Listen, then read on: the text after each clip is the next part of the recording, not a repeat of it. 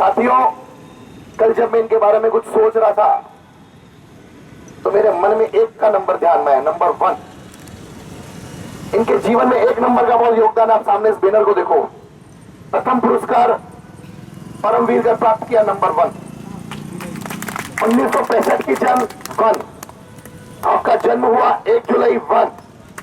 आपने 10 सितंबर को शहीद अवस्था को प्राप्त किया, नंबर 1। और इस देश के नंबर 1 मुस्लिम नेता के रूप में और शहीद के रूप में उस भगवान को वीर गति को प्राप्त किए, नंबर 1। साथियों, 1 जुलाई 1933 में धर्मपुर गांव में, गाजीपुर जिले में, यूपी में जन्मे इस महान वीर योद्धा को जब वो मां के आंचल में आया था तो उस मां की कोख ने यह नहीं सोचा था कि किसी दिन मेरे देश का नाम रोशन करेगा। लेकिन जब वो बच्चा बड़ा हुआ, 21 साल की उम्र का हुआ, तो अपने पिता की जो कुश्ती की आदत थी वो उसको विरासत में मिली। उनके पिता की जो कलाएं थी उनको विरासत में मिली। पिता चाहता था कि मेरा मुस्लिम दर्जी कुल में पैदा हुआ बेटा अच्छा सा व्यापार कर ले, पत्नी के साथ रह ले, बच्चों के साथ में उनको तालीम दिला दे, उनको खुश नसीबी दिला दे। लेकिन उस मां के लाल को कुछ और मंजूर था। वो गया था रेलवे की ट्रेनिंग को लेने के लिए, रेलवे की एग्जाम को देने के लिए। लेकिन तो उसके पास में सर्टिफिकेट आए थे, 2 ऑप्शन आए थे, एक रेलवे की ट्रेनिंग और दूसरा देश की सेवा के लिए। उसने उसको वही फाड़ा और देश की सेवा को उसने अपना पहला नंबर स्थान दिया, वो भी नंबर 1। साथियों, आज मुझे लग रहा है मैं भी इस भारत मां का पूत हूं। आज मुझे भी गर्व का अनुभव हो रहा है। मैं बहुत बहुत साधुवाद देता हूं कि आप लोगों ने हम जैसे युवाओं को, और यहाँ मंच पर बैठे हुए आपके कार्यक्रम की सबसे बड़ी विशेषता रहती है, आप ना धर्म देखते, ना मजहब देखते, ना पार्टी देखते, आप ये देश किस प्रकार अखंड देख देते वो सोचते हैं। इसके लिए मैं आपको साधुवाद देता हूं। वो 21 वर्ष का बालक जब सेना में भर्ती हुआ और जब ट्रेनिंग करके जब अपने माँ के पास वापस आया, अपने पिता के पास आया, मोहम्मद उस्मान साहब के पास में, तो पूछा पिता ने, बेटा तेरे को कैसा अनुभव हो रहा है? उसी समय जागीर लोगों की जो सत्ता हुआ करती थी, एक किसान के परिवार में जब वो जागीर लोग दादागिरी करके पहुंचे, उसके अंदर बचपन से वो पाप पैदा थी, बचपन से उसके जहन में थी, उसके अंदर देश सेवा बाल्यकाल के अंदर थी। अरे माँ के गांव में जब बाढ़ पीड़ित से 2 बच्चियां डूब रही थी, बहुत से पुलिस वाले आंख खोल के देख रहे थे क्या करें। इस बच्चे ने जो एक छोटी सी ट्रेनिंग, उस समय की प्रारंभिक अवस्था की ट्रेनिंग लेकर आया था, वो नदी में कूदा और उन दोनों बच्चियों को सकुशल वो लेकर आया। अरे उसके अंदर बीच में तभी पड़ गया था। साथियों, कोई कहता है कि देश के लिए हमको मर मिटना है, ये कोई बड़े होकर या बाल सफेद होकर पैदा नहीं होती है भावना। मां के कोख में जब उसके अंदर संस्कार पैदा होते हैं तब होती है। आदरणीय संचालक महोदय से थोड़ा सा समय लेकर मैं अपनी बात को जरूर बढ़ाऊंगा, क्योंकि आज आप लोगों ने मुझे मेरे कार्यक्रम से बुलाया तो मैं यहाँ पे पूरी बात तो रख के जाऊंगा। और जिस प्रकार से उन्होंने अनुमति ली, वैसे मैंने भी वहां अनुमति। साथियों, हम एक संगठन से जुड़े हुए जरूर है, लेकिन जहां देश की बात आती है वहां मेरे लिए देश में, वहां कार्यक्रम चल रहा था, मैं धर्म संकट में था, रात को 1 बजे सोया। जब मैंने सोचा जिन्हें क्या करूं, मैंने कहा देश पहले पार्टी बाद। वो भी वही काम कर रहे जो मेरे अब्दुल जी हमीद ने किया। मैं आपको बता रहा था, उसके अंदर, उस बालक के अंदर जो मात्र 32 वर्ष की अवस्था का था, मात्र 11 वर्ष इसने देश के लिए सेवा की। 1952 से 1965 तक, 53 से 1965 तक उस बच्चे ने मात्र 11 वर्ष तक इस देश के लिए सेवा की भाइयों। और हम अगर थोड़ा सा कुछ पढ़ के लिख लेते हैं, हमको बढ़िया लाड़ी चाहिए, बढ़िया गाड़ी चाहिए, देश के लिए तो कोई सोचता ही नहीं। लेकिन उसका भी तो जीवन था, उसके अंदर माँ के संस्कार थे। साथियों, ये संस्कार क्या चीज है, मैं आज आपको इस पल में जरूर बताना चाहूंगा। एक लड़का बस स्टैंड पर खड़ा हुआ, कुछ कर रहा था, उसने किसी का बटवा चुराया, दूर खड़ी हुई लड़की ने भी उसका बटवा चुराने की भावना रखी। वो लड़का जो बटवा चुराया, उसके पीछे वो लड़की खड़ी हो गई। आदरणीय भाई साहब, उस चोर के पीछे वो लड़की खड़ी हो गई और उसने मन में तय किया, मैं बात संस्कार की कर रहा हूं और आज के समय ये घटना बहुत जरूरी है।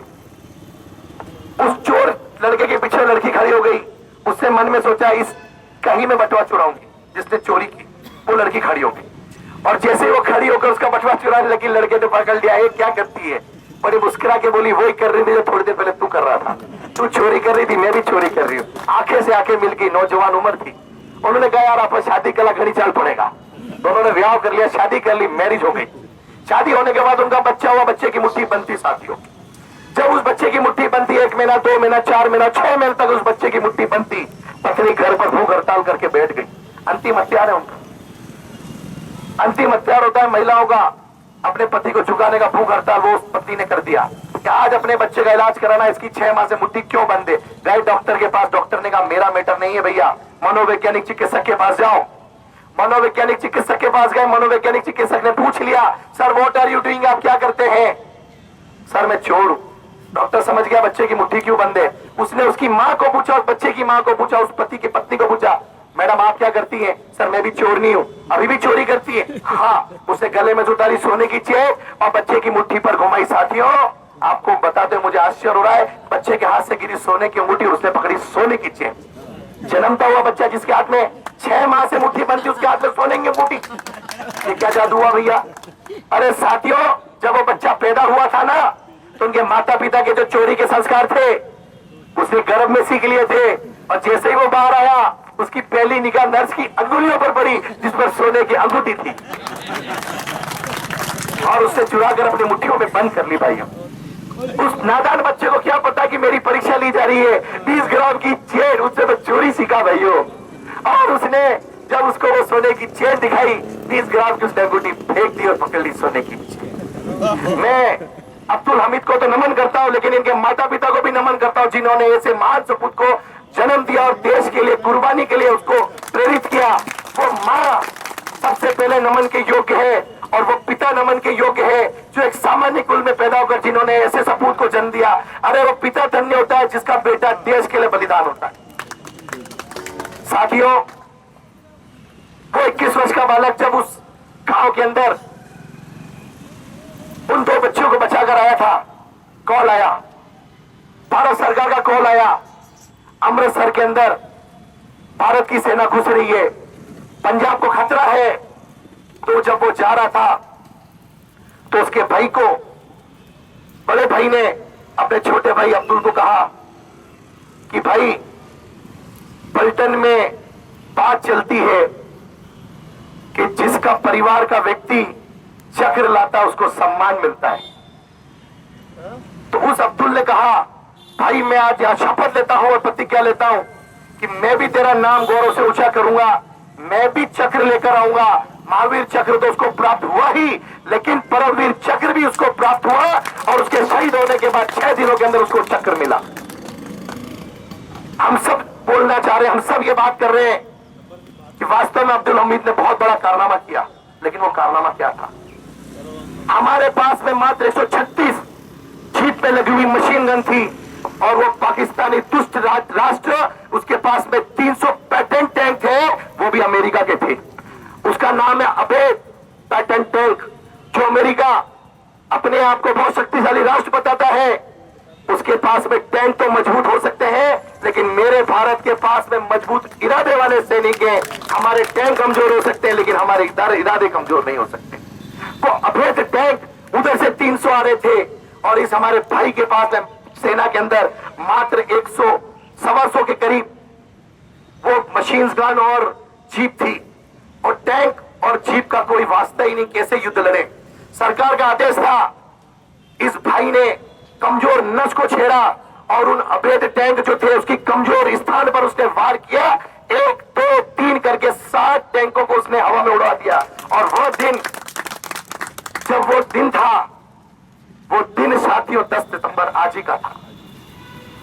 वो दिन आज का था, लेकिन वो वर्ष आज का नहीं था। 1965 का वो जंग आज हमारे इतिहास के पन्नों में लिखा गया, और पाकिस्तानी सेना ने कहा यार ये व्यक्ति कौन है जो हमारे टैंकों को 1 करके 2 करके 3 करके से 7 टैंक उड़ा दिए, और अगर इसको नहीं कुछ किया गया तो ये हमारे सब टैंकों को भगा देगा। उस समय 200 से अधिक टैंक बैक हो गए थे, बैक टू होम पाकिस्तान। और जब उन्होंने देखा कि इसको बहुत रोकना जरूरी है। उन पर जब वार किया आपको बता के मुझे बहुत दुख होता है साथियों, लेकिन गर्व भी होता है। उन पाकिस्तानियों ने एक साथ उस पर वार किया और उसकी जीप एक साथ पचड़े करके उड़ गई और उसकी जीप पर खत्म होने के बाद भी वो वार करते रहे, वार करते रहे, वार करते रहे। साथियों, ये उनकी नाकामियों को दर्शाता है। वो 300, हम इधर 125, लेकिन अंत में जीत किसकी हुई? न्याय की हुई। अंत में जीता कौन? न्याय जीता। अंत में जीता कौन? जिसके इरादों में दम था। उस पाकिस्तान को वापस बैक टू होम जाना पड़ा और हमारा देश का एक शहीद जरूर हुआ, लेकिन उसने हमारे को एक नाम दिया, उसने हमारे वतन को एक इज्जत दी। उनकी पत्नी अभी जीवित है और जैसा कि भाई ने कहा कि सरकार को उनके लिए प्रयास करना चाहिए। आदरणीय मोदी साहब ने उनको भी प्रधानमंत्री के बाद बनने के बाद में बुलाया था, उनका बहुत सम्मान दिया और उस बेवा ने जरूर कहा कि मेरे पति तो देश के लिए कुर्बान हुए, आप भी इस देश के लिए कुर्बान होना। ये इंटरनेट में मैं तो मेरी मन की बात नहीं बोल रहा हूं साथियों। जब देश की बात आए, जब मजहब की बात आए, तो राष्ट्र पहले रखना हमें चाहिए, पार्टी और सब बाद में रखना चाहिए। जब चयन की बात आई तो चयन कैसा करना चाहिए? नेशन फर्स्ट, यह चयन हमें करना चाहिए। आज का ये दिन वास्तविकता में इतिहास के पन्नों पे लिखा जाना चाहिए, क्योंकि वो जो महान व्यक्तित्व का धनी है, उनको मैं 2 पंक्तियों के माध्यम से कहना चाहूंगा उन्होंने क्या किया। कर कुछ काम ऐसा जो यादगार बने, कर कुछ काम ऐसा जो यादगार बने। अरे वह काम ही क्या जिसका इतिहास ना बने। वह काम किसी ने किया है तो भाई परमवीर चक्र विजेता अब्दुल जी हमीद ने किया है। वो देश में तो नहीं रहे, लेकिन उनकी यादें आज भी देश में है। और आपको मुझे बताते हुए बहुत खुशी हो रही है, बहुत शीघ्र ही सैनिक कल्याण बोर्ड का नाम अब्दुल हमीद जी के नाम पर रखा जाने वाला है। अब्दुल हमीद जिंदाबाद। सन 2000 में भारत सरकार रहा है, डरो ना आंधी पानी से, खड़े रहो तुम अविचल होकर, सब संकट तूफानी में, दगो ना अपने पद पर प्यारो, तो तुम सब कुछ पा सकते हो। तुम भी ऊंचे उठ सकते हो, छू सकते हो नभ के तारे। अटल रहा जो अपने पद पर, लाख मुसीबत आने में मिली सफलता जग में उसको, मिली सफलता जग में उसको। जीने में मर जाने में, जीने में मर जाने में पुनः पुनः बहुत बहुत आभार। और उनकी 50वीं बरसी पे, 50वीं पुण्यतिथि पर हम सभी उनको नमन करें और एक गगनभेदी नारा लगाएं, अब्दुल हमीद अमर रहे। एक बार अगर आप हाथ ऊपर कर लोगे तो मेरा मन बहुत खुश हो जाएगा। अब्दुल हमीद